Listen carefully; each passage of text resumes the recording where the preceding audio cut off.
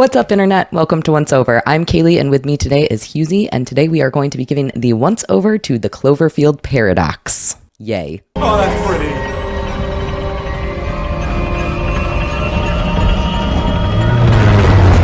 Of course I'm not controlling it. It's over there.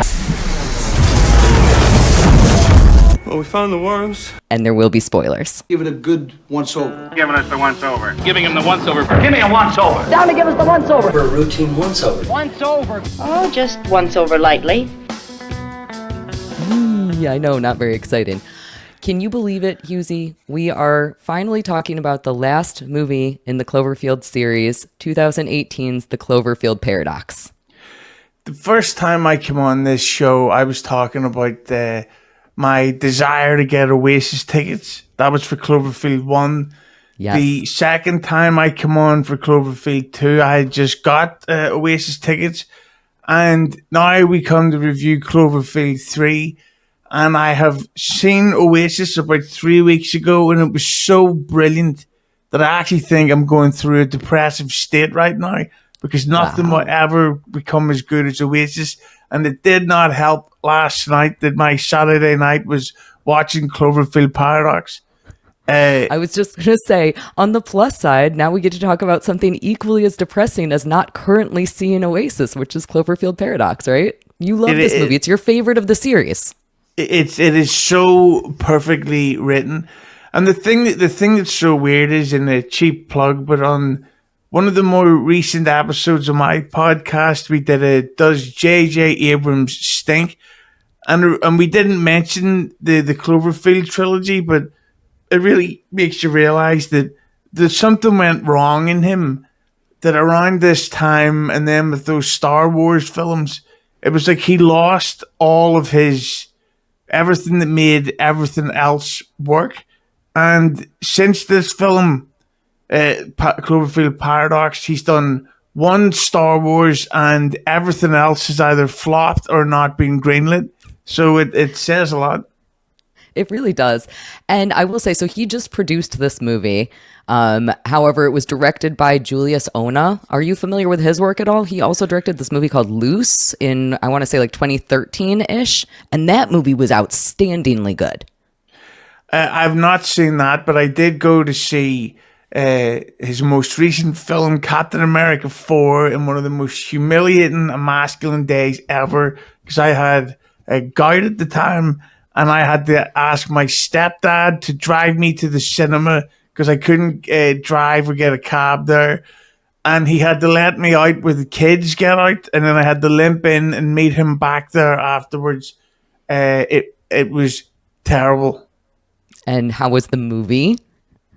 Pretty good.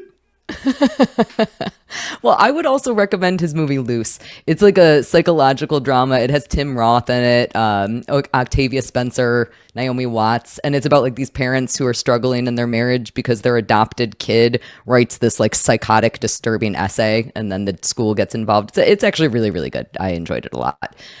On the other hand, Cloverfield Paradox, this is kind of how I want to talk about this. You and I have talked previously about Leprechaun in space, and we all know that Jason went to space, and the critters go to space, and Dracula and Pinhead even get their frequent flyer miles. But this is where Cloverfield literally goes to space. And I can't think of a worse way to jump the shark. Yeah, and I remember one of the things about this film is it was filmed and recorded and filmed in post-production and everything, and then delayed for what it seemed like well over a year. That made you sort of realize at the time, this must be so good that they keep delaying a completely finished film. Yeah. It must be. It had to have been. And like the two previous Cloverfield movies, which we've already talked about, I will link the videos for those down below. But like those two previous movies, they tried to do some guerrilla marketing for this. It was a very talked about release strategy, and it did work, because what they did was during the 2018 Super Bowl, they did an advertisement for this, and then the movie dropped on Netflix immediately after the Super Bowl. And they ended up getting like, I want to say it was something completely insane viewership wise. Like millions and millions of people went and watched this movie immediately after the Super Bowl, which is insane because that's like the last thing that I want to do after the Super Bowl, but whatever. Well, I can confirm that the Super Bowl and NFL stinks in general, so I could care less about that shit. But you're right. I always watch the Super Bowl just for the halftime show, and by that I mean the movie preview trailers. And when I saw that, that's what made me take the jump finally to join Netflix. And thank God I did, because think of all the great stuff we've had since, such as Unfrosted and Rebel Moon 1 and 2 and Army of the Dead and the Havoc and Rebel Moon 1 and 2's director's cuts. It's been great. Yeah, thank you, Netflix. They're doing a great job with this. Now, this film, it was originally developed. You were talking about all the delays in getting it released. It was originally developed by Paramount, and it was originally based on a short story. I can't remember if the short story was written by the director or by somebody else, but it was called God Particle. And then they just kind of pushed into the Cloverfield stuff. What are your general feelings about when we just kind of call anything Cloverfield? Well, at the time, I was very excited about it because the idea of Cloverfield in space was interesting, because the whole thing before Cloverfield 1 was this epic film. Cloverfield 2 was like super claustrophobic, but then there was the epicness at the end. So I at the time was thinking, what is in this film that is so top secret that they're literally releasing it within 90 minutes notice? Yeah. That they haven't got no theatrical run, no trailers, no nothing. It doesn't exist, and then all of a sudden released. Crazy. Which on paper, when you think about it, is a perfect way, I think, to see a film. For example, at the time of recording this, I think it was maybe 2 weeks ago, I went to see Eddington. Yeah. I think it's called. I'd never seen the trailer or any images from it. I just heard this film, Eddington, is really good. And I didn't know who was in it until I sat down and started watching Don't tell it. me. All I know about that movie so far is that Ari Aster directed it, and I'm very excited to see it. And I don't want to know anything because I love going into movies blind. I agree with you. That's the right way to go into a movie. Yeah, I didn't even know he directed it until afterwards, and if I had have known, I wouldn't have gone. Well, all right, don't tell me anymore. I don't want to know. I think that you hit on something really interesting, though, which is the difference between this movie and the first two Cloverfield movies. So in Cloverfield, the original, which came out in 2008, the monster was the monster. And then in Cloverfield Lane, I would say that the humans were the monster. And then here, we basically have that the spaceship is the monster. And that is a really weird way to take this series. I almost wouldn't even call it a series because of things like that. Yeah, and it's this one, more than anything else, I should say, more than the second one is what I meant to say. This really felt like we have this average science fiction horror. Let's reshoot it to make it the part 3 of a franchise. Yeah. And I just thought that it was really, like it really showed, and the tone was off. Pardon me. And I had a fried chicken earlier when I met Christopher Lloyd. So I just thought this whole thing, it just seemed like something that was just an attempt to salvage it in editing. Not yes. Eddington, the film, editing. I have a very important question about that. Did Christopher Lloyd also have fried chicken? I can't give away spoilers, but follow me on Instagram to find out more. To be able to find out more? Got it. I will do that. All right. We need to actually get into this movie. So The whole movie is basically about an energy crisis, right? That's kind of what we're struggling with. The movie was filmed, or it was released in 2018, and then it's set in 2028, and Earth is in an energy crisis, which needs to be solved by throwing a particle accelerator into orbit, and somehow the results of that are like space worms and disappearing planets, and then there's like a loose arm crawling around on the floor, a la the Addams Family. It's like, it almost feels like a sci-fi potluck is happening, but nobody actually thought to bring a coherent script to this potluck. You know who was in the Addams Family? Who's that? Christopher Lloyd. Oh my goodness, I never could have guessed. There you go. Whoa. Yeah, but Coming this around. one, see, the problem with this being like part 3 of a series is that it sort of contradicts the first one. So there's an energy crisis, yet in the first film, they're having like street parties and they're selling TV, or what do you call the electronics stores, and the main guy was planning to go to Japan or whatever, and you just think, so where was the energy crisis during that time? Like, nobody mentioned anything. Yeah, we're playing all these great Kings of Leon songs that will be popular forever. Everybody will love them for a long, long time. They'll never drop in popularity. And at no point did anyone go, but there's also an energy crisis. Well, okay, so this movie does kind of explain everything away. That's kind of the point of this movie, is to give us an explanation for none of the things that make sense. We're backfilling like crazy in this movie. We got to backfill. We're explaining away every single inconsistency with this movie, because in the beginning of the movie, we are talking about, again, this energy crisis, and we get all of this exposition via news reports, where one of them explains that this particle accelerator is going to be able to get us all this energy, but it could also rip time and space, which could release monsters and demons and beasts. And it's basically just saying, well, that means that anything that happened that didn't make sense, it's because of this space-time continuum error, right? Yeah, It's fine. So it makes you realize that Cloverfield 3 is a prequel and a sequel at the same time. So it sets up so in the timeline of stuff, Cloverfield 3 comes first, then 1, then 2. And but that still doesn't make any sense, because this is set in 2028 and 1 is set in 2008. We get Exactly. the timestamps. So it doesn't make any sense. It doesn't make any sense whatsoever.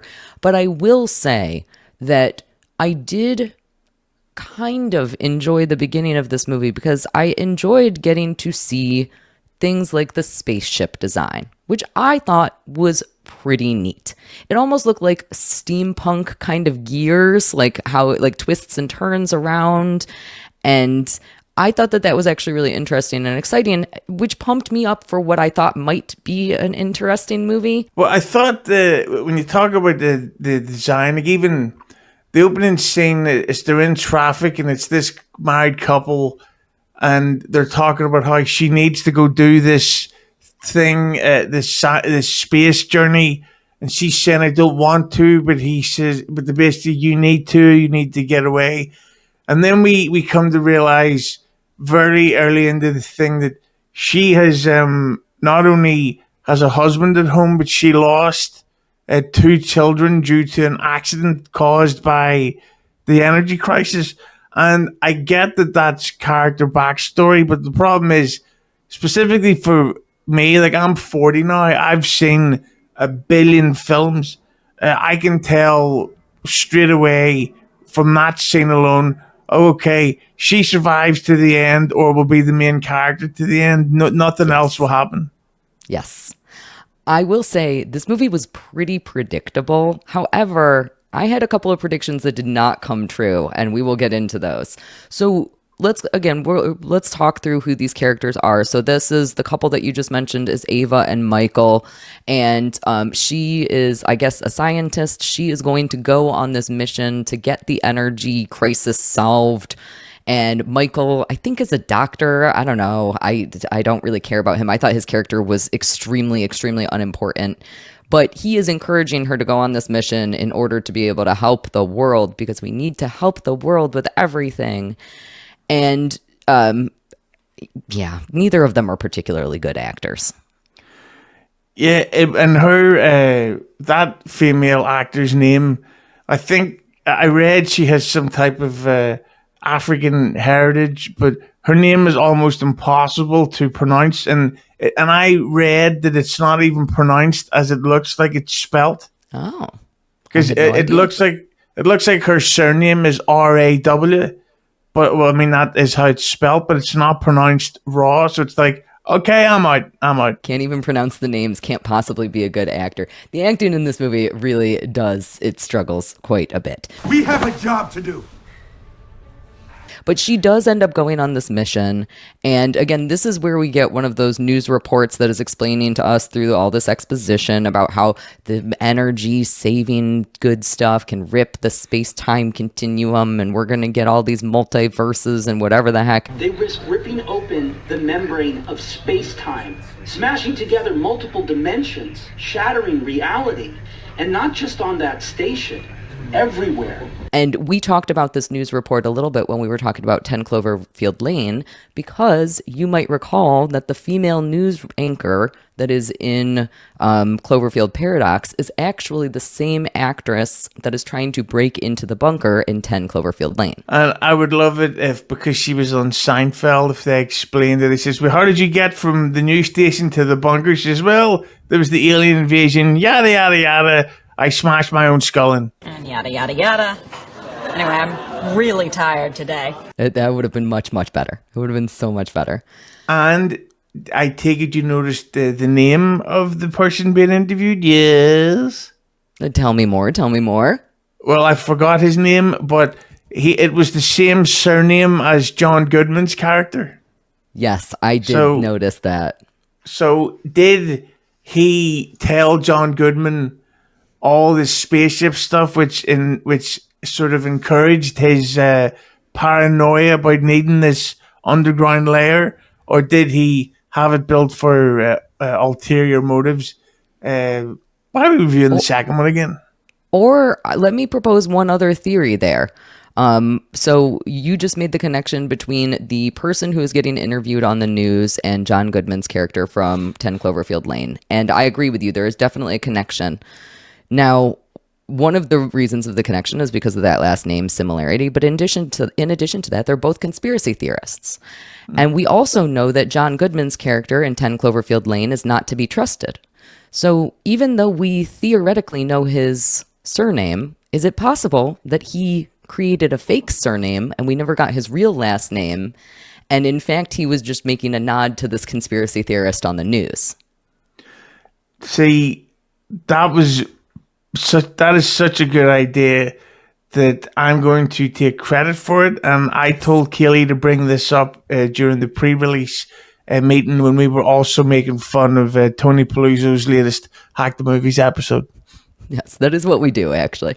You know, the reason that I was thinking about this is because I think that a lot of people think that my actual last name is Tightbox.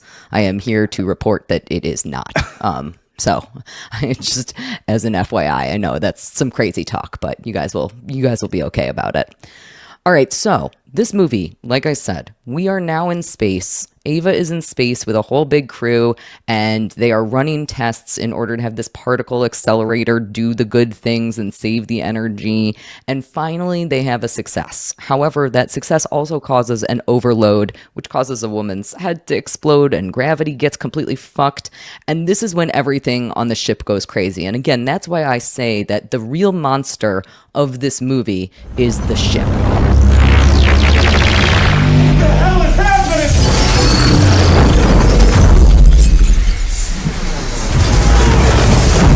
But I also think it may have been the casting director, because when you look at these actors, they're those types of actors who you can't name them, but you could probably name 10 to 15 films or TV shows each that they've been in, because it's just, oh, I've seen them in that thing. And they also did a thing that was very frustrating. all of the actors use their real accent, apart from the guy playing the captain of the ship. Was it David Oyelowo? Is that how to pronounce his name? I don't know, but I believe you. Well, he's the only one using an accent, so he's playing an American. But at no point did anyone say to him, "Can you do an American accent?" Because when he said yes, what he actually meant to say was no. No more. Turn that shit off. Please. And I can see how that mistake had happened, because in a film about space, time travel, and aliens, his accent was the least convincing thing. I go, this is fake. This is ridiculous. Ridiculous, completely ridiculous. I actually liked, so one of the other characters, Tam, she is played by, I think it's Z Yang, who is in Hero and Crouching Tiger, Hidden Dragon, and she actually speaks Mandarin the entire film. And I actually kind of liked that. I'm with Monk. I say we go to that Earth, the one that we can actually see. I thought that was interesting. For me, it worked because, again, this is like a universe where all of these people are on the ship doing the things that they're supposed to be doing in order to save the world. And what are the chances that the exact 10 people who are here to save the world all speak English? Probably not that high. And she was in Rush Hour 2. Okay. I'm so sorry. You're right. Yeah, and I just thought that I did like the fact that when we join the crew, there's already deep-seated tension in that there's the Russian guy who, because apparently by the time we get to the story, Russia's doing really badly, and so he is then blaming the German guy who was Baron Zemo in Captain America Civil War. Thank you. Shout out to Christian Blatt, who probably is going, yeah! And he then gets into a fight with the German because he's accusing him of deliberately delaying the scientific process, knowing how badly Russia is suffering. So I liked the fact that we're not like, hey, everybody, did you sleep well? They're already sick of each other. They're pissed off. And they mention... What did they say that they tried to do it over 600 times or something like that? I think it was less than that, but yeah, they kept trying to make this work, and it kept not working. It did, and so they're frustrated with each other, and again, they feel like they're saving the world because the energy crisis. I don't understand. The energy crisis plot really does not work for me at all. But whatever, these people are on the ship trying to save things. And yeah, it came across to me as what's not an overused film trope. Like, what suffering do we need to put the world through? To can it be like there's a food shortage, there's a water shortage, there's a crazy weather? We can fix that from space. It's like, no, it's an energy crisis.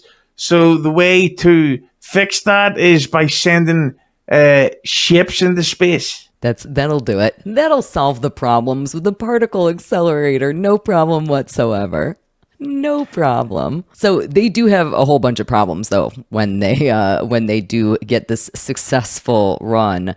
And because of that, the ship basically goes completely insane. I want to say that the ship takes control of the entire situation.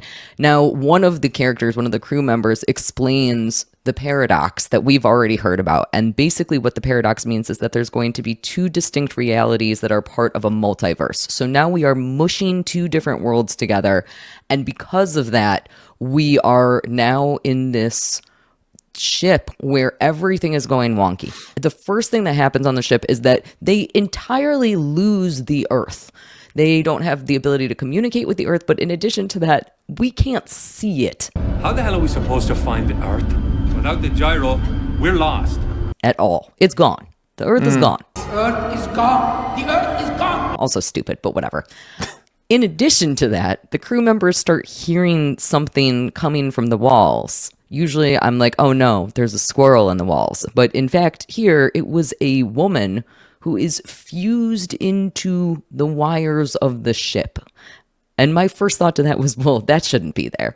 But it was. I thought that was a a really great tense scene and Yes. a great reveal where you're thinking, Yes. oh, that's going to be one of those Donald Duck noise things from Cloverfield, and somehow the aliens or the monsters have transported into the ship. I did not assume, oh, well, obviously they'll open that door and there'll be a woman in there who's literally trapped with the cogs of the ship going through her arms and legs. Yes, I could not agree more. There's a lot of things that the ship does, that the ship as a character does, that are really, really cool. And this was absolutely one of the first awesome reveals. So they end up extracting her and she ends up living. Her name is Mina, and we will get to know a whole bunch more about her. But I do want to talk through a couple of other cool things that the ship does. One of the less exciting things that it does is at one point the foosball table goes crazy. I've actually literally got that written in a note here. What was the point of that? Yeah, I have no idea. I from rewatching it, I thought, oh, is there a villain in there who's like spinning the machine around to piss people off, or is he screwed or something being screwed loose to make it into a weapon? It's like, nope, it was just what do they call them, an interstitial or something, as a way to cut between scenes. Yeah, and I thought it kind of signified a loss of control, but also I was like, we've already seen a woman literally being intertwined with the inner workings of the ship. We don't need a foosball table shaking around in order to tell me that. I already got it, dude. Like I'm here with you. I know. The worms also go missing. The worms are missing. Guys, the worms are gone. That is also the next note that I have written here, is that the worms that they had in the ship, for some reason, because you can't solve an energy crisis without a bunch of worms. Everybody knows that. They then go missing from their, what would you call it, tank? Yeah, it kind of reminded me of like an ant farm. Do you remember when ant farms were popular in like the 80s and 90s? And you had like a little... That's what I was thinking of. Yeah, that just reminds me of the really good band Alien Ant Farm. Name your top 5 Alien Ant Farm songs. I don't think that I could name one. I'm so sorry, Hughezy. But I did listen to Oasis in your honor as I was driving to the Chrissy Mayer Content Hotel. And I talked about you a whole bunch because I was so proud of myself for listening to Oasis. So we're not going to talk about Oasis right now, though. I see that you're about to go off on a tangent. Instead... we're going to talk about the next cool thing that happens on the ship, which is that the Russian dude, I think his name is Volkov, he starts getting this weird like face tuggy thing. And then he gets like a Steve Buscemi eyes that he can't control. Oof. And it's so simple, but so effective. Yes, but then he seems to start hearing voices. So it's like, so hang on, the worms have now transported from the tank into your brain and they're speaking to you, and the worms, for some reason, I want you to kill people. Yes. Like, what the fuck was happening to those worms? It's so funny that you say that, because my note is, it's so simple but effective. And then my next note is, and then it isn't simple anymore, because he goes crazy and 3D prints a gun and starts hearing voices and tries to shoot people, but instead he has a vomit seizure. Yeah. What the fuck is that? Like, that's an insane sentence. That whole bit to me just came across as if they had a creative meeting and they said, we need something gross to happen. Like, we can't do the alien face hugger chest bursting thing. So what if the worms come out of his mouth? And to me, it just seemed like such a forced, over the top piece of gore that it actually made me roll my eyes instead of put down my sandwich. Yes, I I agree with you entirely, but I do like the initial part of the gag where his eye is doing the weird, crazy, can't control it thing. I think that is a I thought it was a really exciting, again, in the same way that I liked watching Mina being intertwined with the ship and wrapped into the wires. And, she's a part, it's like the ship is growing into her. I thought it was a cool effect, even if it ended up being really dumb towards the end. And I agree. What the hell are the worms doing? I want to know how the worms work. I don't understand them. Yeah, that's like a really lazy sci-fi cliche where they're like, we get to travel through this wormhole, but we're also going to bring our 10 pet lizards. Nothing will go wrong once we go past this thing. And oh shit, the lizards have grown and they're eating human flesh. Like, there's your film. How could it possibly have happened? So we now are starting, as we're on the ship, we're starting to get more information about the fact that the two worlds have in fact merged. And we find this out, another like crazy ship thing that happens is that we see Mina, the wall lady, she is now all of a sudden in one of the crew member photos, and she was not in that photo previously. Now, I want to kind of segue into that before we talk about the other crazy ship stuff, because this is really what the main plot of the film is that this Mina, the wall lady, she is the ship engineer, and as it turns out, she knows all of the crew members because she was in another world on exactly the same ship, except the only difference is that she was the ship engineer there, and in this world, Tam, the Asian lady, is the ship engineer. And so now, because the two worlds are mushed together, Mina has information about the other world that we don't have in our current universe. I'm saying it, and I literally hate the words that I'm saying because there's no good way to explain it because it's so incredibly stupid. But as a result of this, Mina has information that she can impart onto this ship crew.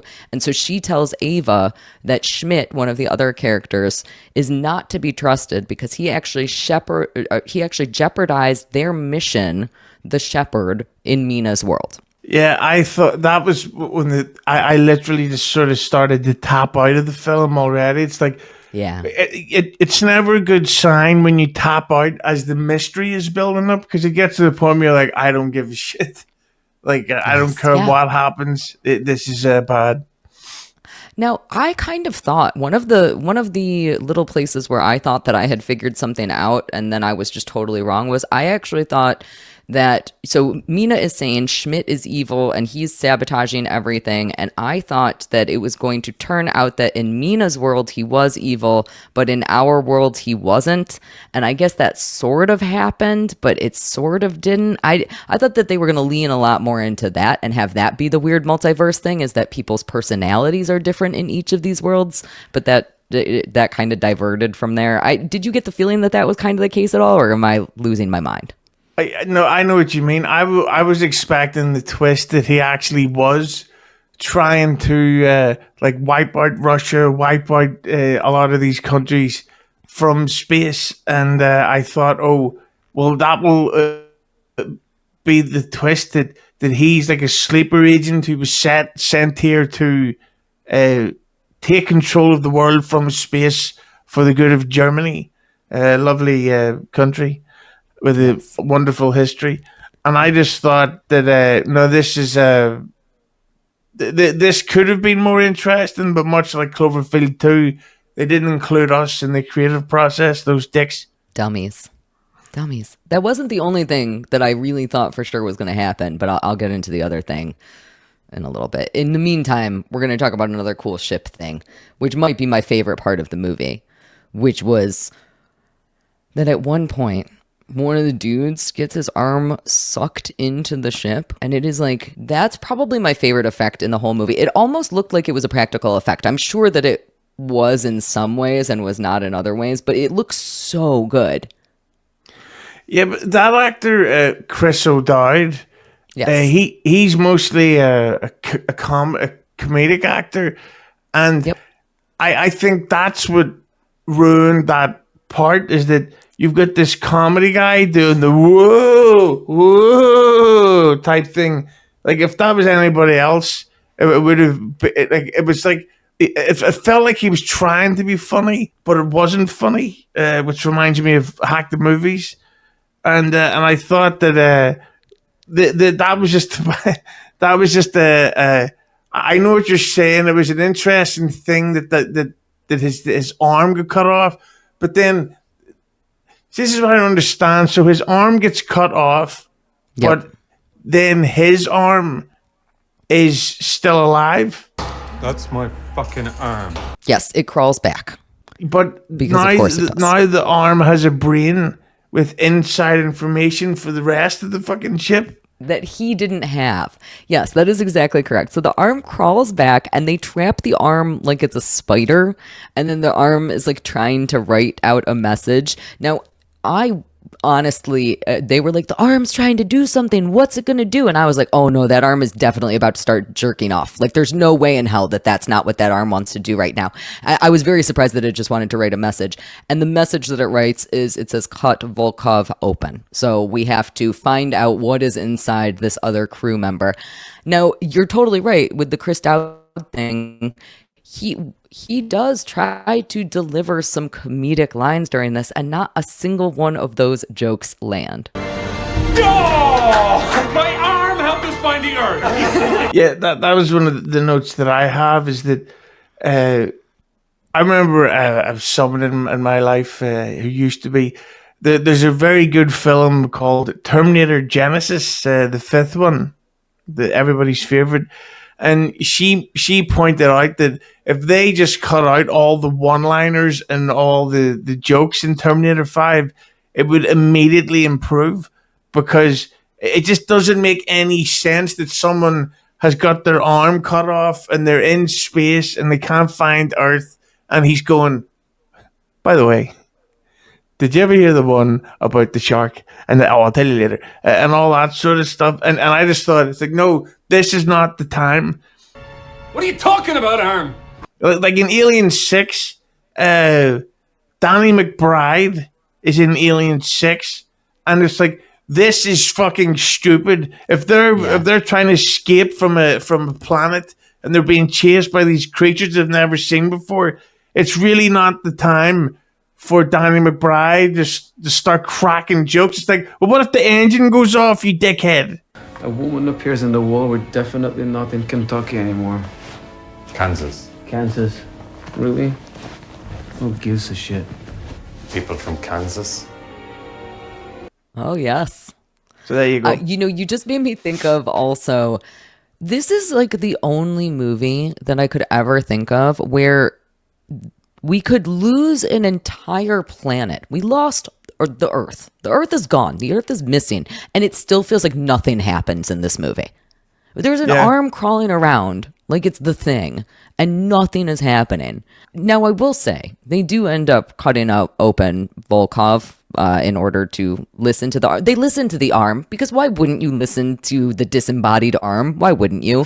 And that is also really cool. And you mentioned the idea, like, they can't do, like, the face hugger out of the chest thing in this movie, but they still want to allude to it. And so we get, like, the surgical opening of the chest. And again, that was another effect that I was like, oh, I actually really like how that looks. There's a lot of this movie where I say to myself, wow, I actually really enjoy these things that I'm looking at right now, and that could be really fun.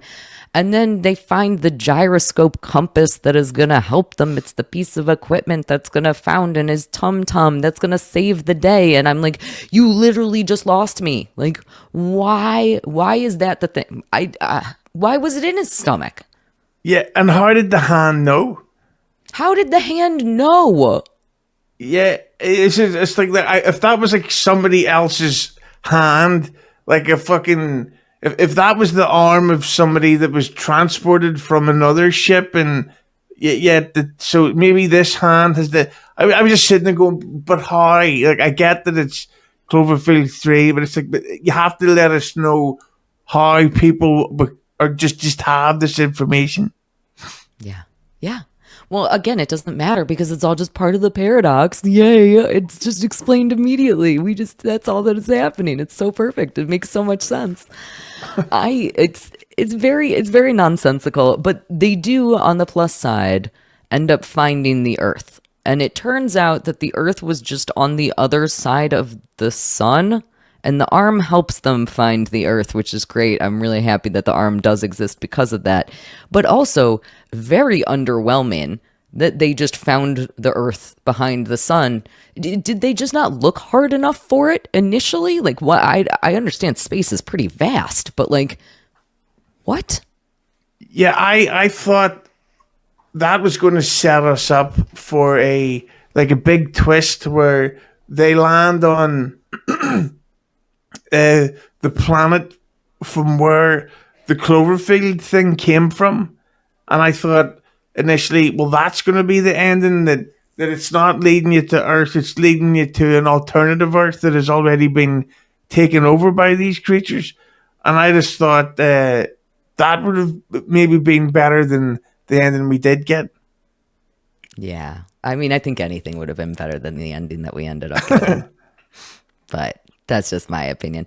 We do have to go back to Earth, though. So now we've found the Earth. The crew has found the Earth, which is great news for them. But back on Earth, there's a whole bunch of problems going on.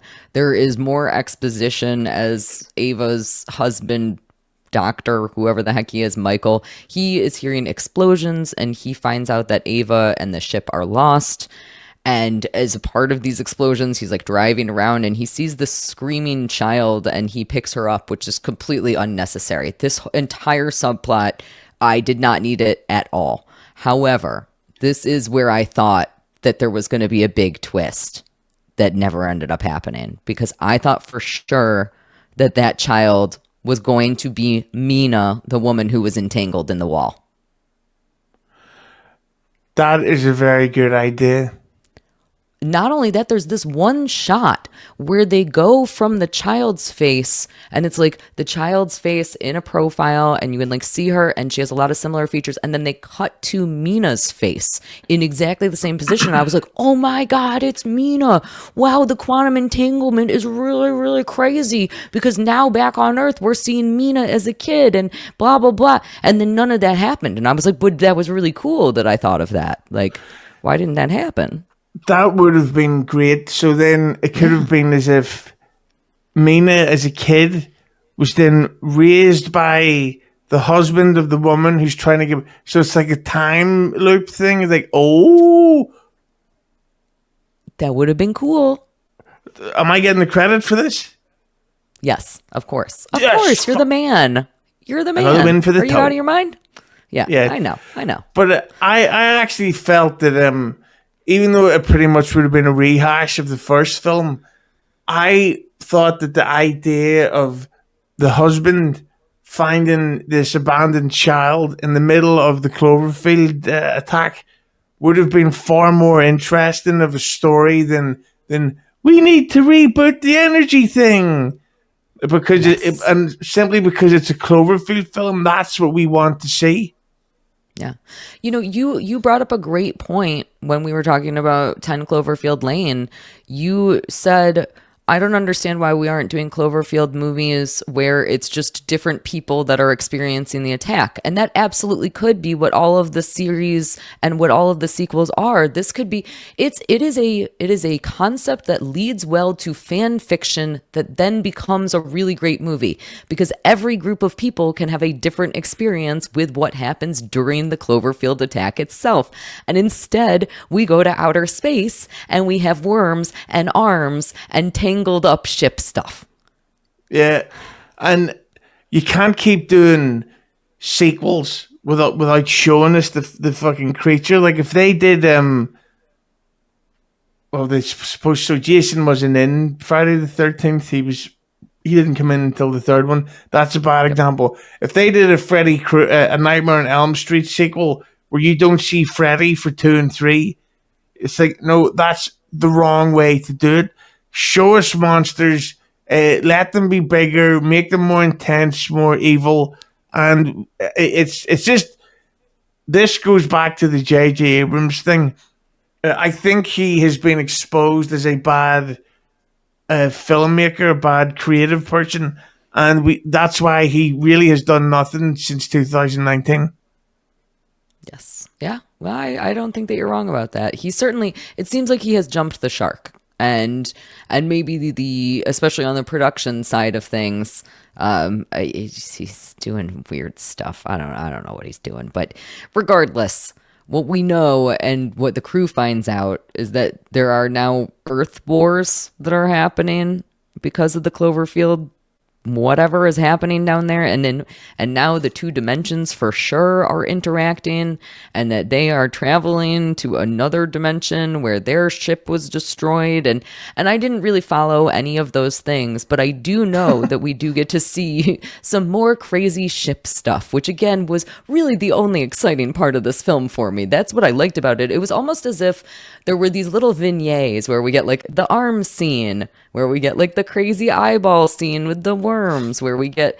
So the next crazy scene that we got was Tam, the ship's engineer. She goes into an airlock, and then there is an H2O breach error, and so the walls explode with water. And everybody's like trying to open the airlock, which was actually really funny because Chris Dowd's character is trying to open it. And I was like, use your arm, kiddo. Haha, you don't have one, sucker. But this all ends up with her getting frozen. And I don't think that that's how that works at all. But I guess the liberties of science and filmmaking exist very heavily in this universe. Yeah, I mean, if we're really going to get technical, the entire ship would have shut down because the pipes would have been then exposed to the outside space, and you know, it's almost like they didn't put any thought into it. You know, a bit like the latest episode of Hack the Movies. You know, they just put it out there and expect people to like it. Weird. So weird. Well, the arm guy also has some misfortune because he goes into a room that has magnet issues. There's just everything is malfunctioning and doing horrible. And so he ends up getting all wired into things before CO2 causes an explosion. That was the dumbest. Even watching it, I remember the first time I watched this, the day it came out on Netflix. And then I rewatched it a couple of months ago, and then again last night. That's officially the dumbest part of the film, where all these tools start like, flying out of his hand and sticking to the wall. And for some reason, this fascinates him, so he moves right into the camera, really overly close. And then when he comes out, he doesn't realize that what was that stuff? The stuff they're using to fix all the... I have no idea. Yeah. So this question. Like metallic nanobite stuff comes alive and grabs him and drags him back into the wall and makes him part of the wall, and that's how he dies. And I was just like, that was so fucking stupid. It's like, it was honestly like in the creative meeting, they just said, we need to kill him off, but we can't use water and we can't use animals. So we need to figure out a way. What about if he gets stuck in the wall? It's like yes, but why would the wall attack him? Why is the ship against them? And this is basically the climax of the movie. And my notes about the climax of the movie are, for a climax, this sucks. It is so boring. Obviously, they're going to save the dying ship that is now attacking them. But for some reason, they need to have the three remaining people. All of them need to like go outside in order to decouple the maintenance ring that blew up. And I'm literally like, you don't need to be saying any of these words anymore. Either give me the fun little sequences that are fun and interesting, or give me the Cloverfield monster. I do not need this. We're not in 2001: A Space Odyssey. We don't need to go out into space to solve all the problems. Like, why?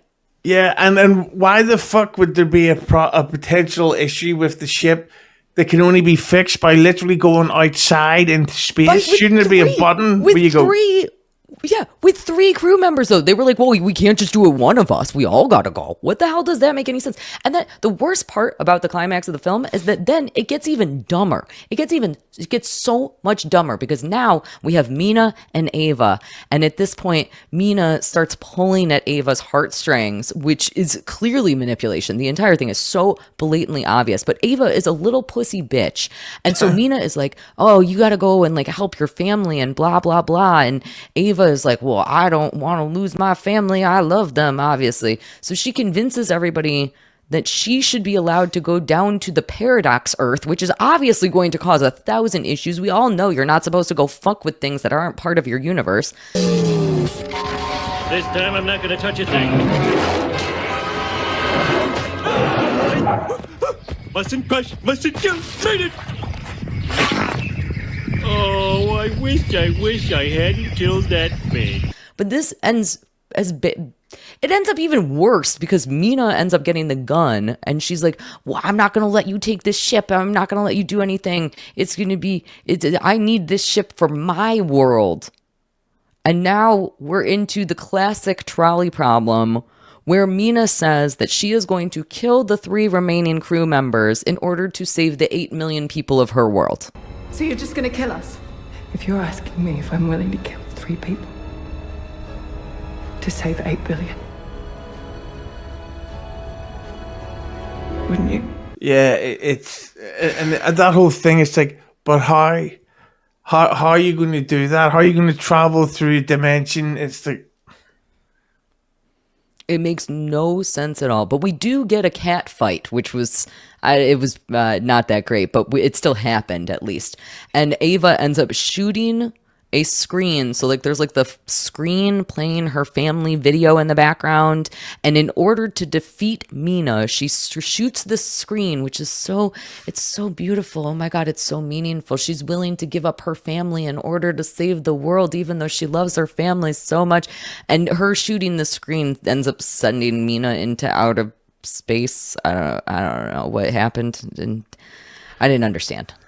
Yeah, it really was just it's like we need her to die somehow, but it really was dumb that this woman, the main character, was going to go to the alternative Earth to live with the children who lived with the alternative version of her, and it's like no. That makes her insane, not sympathetic. Do you know my least favorite part of this movie was actually at one point Ava has to leave a message for her alternate version of herself, and she is going to be giving the details of the ship, and she is going to hopefully give enough information in order to save the planet. So she records this message and she says, I'm going to give myself 2 pieces of advice. And listen, self, you're not going to understand either of these things. They're not going to make any sense to you whatsoever. But first, I'm going to reveal to you of how you're going to solve the energy problems. And then the second thing that I'm going to tell you that there's no way you could possibly understand because nobody in the whole world has ever understood this. I'm going to tell you, you got to hug your husband and you got to hug your kids. Literally everybody understands that. Like it's not some sort of covert sneaky. It's not like make sure that you hide the compass in Volkov's chest so that we can get it out at a later time. It's hug your husband and kids. Yeah, I fucking get it, dude. I get it. Yeah. Plus, we have a spare living arm if you're looking for one. Yeah. You want it? It's pretty cool, actually. Yeah. We put it in a little spider cage. So stupid. Plus, I couldn't deal with that.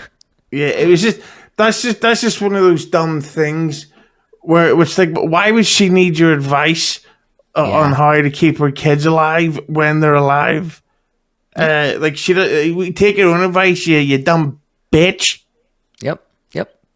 And maybe stop being so dumb.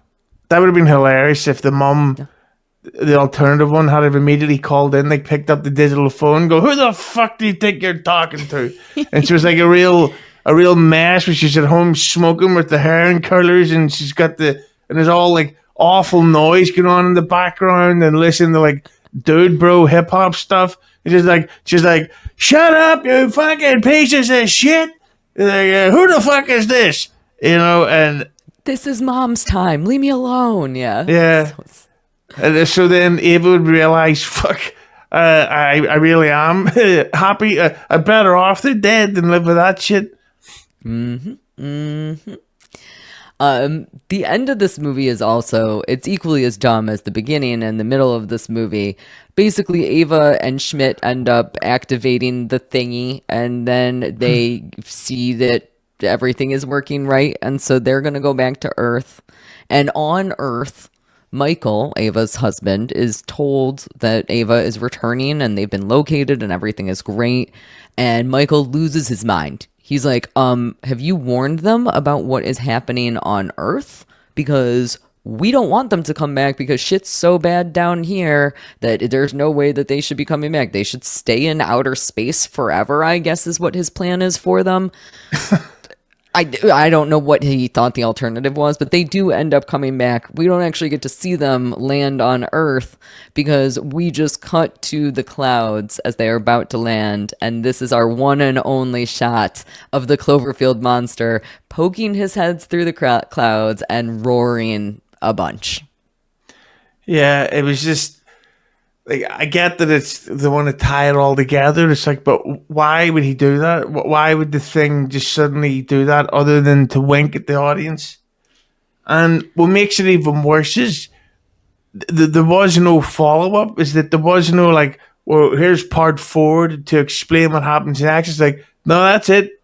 They landed on the creature, potentially. I don't know what's going on, but that's the end of your story. That's the end. We're done. I also wasn't a huge fan of the Cloverfield monster's roar. And I know there's been a lot of debate about his size, but this is by far the biggest that he has ever been. He is gigantic in this, and we have not seen him being that big so far. Yeah, and it's just, why would they make a third film where they think, yeah, let's not put the main focus that made this whole series so popular. Let's focus on a funny hand instead of this giant marketable creature. Not only that, we already diverted from it a little bit in 10 Cloverfield Lane. So there is no reason that in the following movie to that we shouldn't be back to focusing on the monster. I think that this movie would have been so much more compelling if we had gotten more. I said that I thought that Michael, who's on Earth, was a throwaway character, but I would far rather have learned about his experience on Earth with the Cloverfield monster, with what's going on Earth. That's what I wanted to hear about. That's what would have made this movie better. I don't want to be in fucking space. Nobody likes Leprechaun in space. That's not true. Lots of people like Leprechaun in space, but it's stupid. Like, it's stupid. We can all agree that it's stupid. This is not what the point of these movies is. I want to be on Earth with the scary monster. And there was clearly a lot left out of the story because that guy, Michael, knew a lot about these creatures. And it's like, yes, but how? What did you experience and witness for us to know that you are fully aware of the horrors awaiting for your wife coming back? And I don't know. I just thought that it felt like this was a good idea that needed another hour, or at least a direct sequel to explain a lot of. I think that if it was 2 stories being told at once, Michael and Ava, we probably could have got a much more dramatic, tragic ending of her coming back and not surviving, but he has survived, so he's going to raise this kid, and I just feel like it was a wasted opportunity. A bit like when Tony Paluzzo reviewed the Naked Gun trilogy. I couldn't agree with you more about all of the things that you just said, obviously, including the things about Tony Paluzzo. Obviously, that's all I could ever say. Tony just said that it was funny that I'm always making fun of him, and then I feel really bad about it. I feel bad about it, Hughezy. I don't know how you do this all the time. It's very impressive. What I was going to say is that the ship... The idea that the ship is the evil of this movie, that's a cool concept if I am not in the Cloverfield universe. When I'm in the Cloverfield universe, I want to be with Cloverfield. Like, I don't want to do this anymore. We already were in a bunker for all of the last movie. Go back, bring me back to the roots. And you made me think of something that I think would have actually been a really cool guerrilla marketing scheme for this one, which was, what if you had released Cloverfield Paradox, if you had released this movie, and then like the next day, you did a short or you did a 30-minute long movie, something a little bit shorter, and it was Michael's story. And that also got released on Netflix. And you released the two things almost in tandem, where we do get to experience some of those missing plot holes, where we don't just have to say, well, the reason that it doesn't make any sense is because there's a rip in space and time, and so it's wacky. I would really enjoy if we could have gotten that aspect of Cloverfield's, and I hope that at some point we will go back to more of your idea about the fan fiction, which is, let's see how New York City handled this. Now let's see how California handled it. Now let's see how Ireland handled it. Now let's see how, and we get to see what everybody is doing and how they're reacting.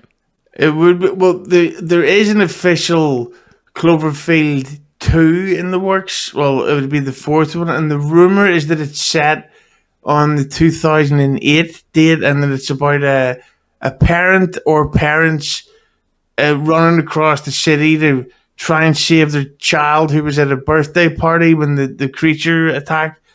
But I think they've left it so long that I genuinely don't think anyone will really give a shit. Like, I think that the Cloverfield 1 is brilliant, but it wasn't that big of a hit, so it's not like I know you weren't a fan, but the Avatars, like Avatar 1 made, I think it's the biggest film of all time. Yeah. So and they kind of got away with waiting 13 years for a sequel, because it's like, it's the biggest film of all time. Not, of course you'll be interested, but with Cloverfield, it's like the 894th biggest film of all time. Like, We Can Survive. Yeah. And since then, we've seen like the Godzilla versus King Kong films. We've seen these Japanese Godzillas. We've seen TV shows with giant creatures. They're missing the mark on kaiju on a movie that got people excited about kaiju again. How this movie series is what got people back into kaiju films. Like, we got so excited about this shit, and you're just wasting it and wasting it and wasting it. Godzilla doesn't go to space. You know why? Because that's fucking dumb. Like, you don't need to do this. We don't need to do this. The Earth is scary enough. Just let me have my kaiju on Earth, please. Like, there's so much to do with that. Yeah, and also it just makes you sort of realize that, because I was a big fan of Lost, which J.J. Abrams produced, and as the series went on, each season started adding more and more mystery, to the point where you're like you don't know what the fuck you're doing here, do you? Like, you're just keeping this going until the network says, yeah, we've had enough. And that's what is the problem with Cloverfield. You can't watch it because there's no ending. Yeah. Like, because at the end of Cloverfield 2, the Mary Elizabeth Winstead, it's days after the New York attack, so she's now aware that there's like a resistance group fighting against the creatures, and it's like, what the fuck is going on? So does the world end or not? What is the end of the story? And 9 years ago was Cloverfield 2. This is ridiculous. J.J. Abrams fucking stinks. You bring up a really good point. There's only one end to Cloverfield, and we haven't seen it yet. And the only possible end, is that the Cloverfield monster wins, right?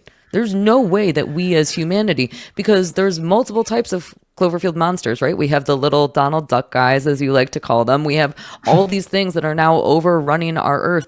The only way for this series to actually end is for Earth to be destroyed. And that would actually make for a really cool movie also, because in the original Cloverfield, which came out in 2008, we got to see things like the Statue of Liberty's head falling over, which people went, what? That's insane that we're doing that. We're messing with things that aren't supposed to get messed with. Destroy the whole Earth. Destroy the whole Earth. I want this series to end with everything destroyed. I remember hearing that in was it 1998 when Ronald Emmerich did Godzilla, that at one point there was an idea for an ending that Godzilla was literally going to take over the world, and the final shot was going to be Godzilla sitting on like a throne type thing with all those tiny fucking Godzillas, like sort of bringing it food and stuff. And that would have the ending would have been Godzilla's taking over the world. But of course, they killed Godzilla in that film. It's a good move. I just think this was a letdown. I think it's really bad as its own film and as a franchise entry. I could not agree with you more. And I think that leads us perfectly into rating this movie out of 7 thumbs up. So just to give us a little bit of a recap, I remember you absolutely love the first Cloverfield, and 10 Cloverfield Lane was a little bit lower for you. I was exactly the opposite. I love them both, but 10 Cloverfield Lane was outstanding for me. So out of 7 thumbs up, where do you think that you would rate Cloverfield in Space, aka Cloverfield Paradox? I would give it literally 2 floating arms. Yes, 2 floating thumbs up. Two crawling arms. Yeah, I think that there are. I do like the finding the woman in the wall. I thought was a legitimately good scare, and I like the fact that there is backstory filled in that sort of says, well, this happened because a dimension was opened and the creature entered, so that's how we know that it happened. Apart from that, I think it's badly acted, badly cast, and I'm tired of films with open-ended endings without sequels already in the works. Yeah. I actually like mystery in an ending, but other than that, I could not agree with you more about everything that you just said. In fact, so much that I have nothing to add to it, and I will just agree with you. 2 out of 7 thumbs up. I think that you said this perfectly. It is horribly acted. It is confusing at times. It's nonsensical. The climax isn't interesting, but all the small little vignettes within the ship are kind of interesting. I would have liked to see shorts of those things, but I don't want to watch it for an hour and 45 minutes. It's stupid and I hate it. And I was frustrated with this movie. It felt frustrating. Yeah, it just feels like a waste of time. I remember everybody was dying for more Cloverfield after the first one, and then we got this. We went from an epic cinema release to a straight to streaming pile of shit, which sums up everything that Netflix puts out. Yes, yeah, and we really have this movie to thank for it because it was such a success for them. It made you get Netflix, as you said. Since nobody wants to watch Netflix because it's all just steaming piles of crap over there, people are going to need to watch you instead. So where can they find you? Well, they'll never find me on Hack the Movies because I refuse to give him any of my time. That person, we don't have to mention any dirty, greasy names. But that person did appear on an episode of a show I do called It's Hughezy Hello, where Kaylee joined me. And the most recent episode Kaylee was on was we did a roundtable on Christopher Nolan, which was a very long but a good episode. I've since done interviews with Shuley. We've done the J.J. Abrams roundtable. If people want to download that episode, you can get it on podcast form. It's Hughezy Entertainment on YouTube, and Twitter and Instagram is at the Hughezy, so you can see my Christopher Lloyd photographs. And this just in, I also met Jake the Snake Roberts. Thank you very much. Been a big day for you. You got to talk about Cloverfield Paradox. You got to meet some people who are just fine, whatever, not a big deal at all.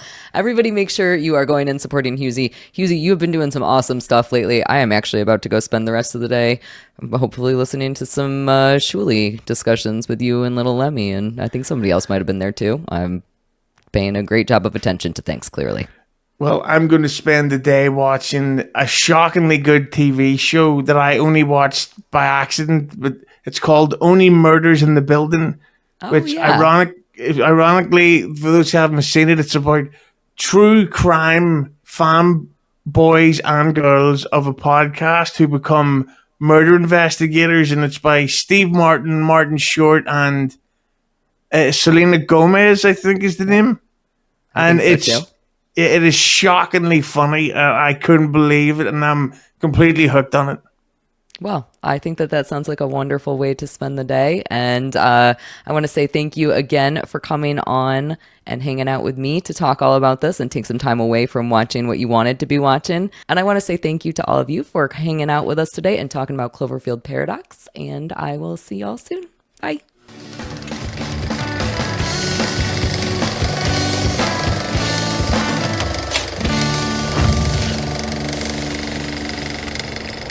Listen, it might not be the day for your beauty, Hughezy. I'm very sorry to tell you that. At least this didn't happen when you met Christopher Lloyd.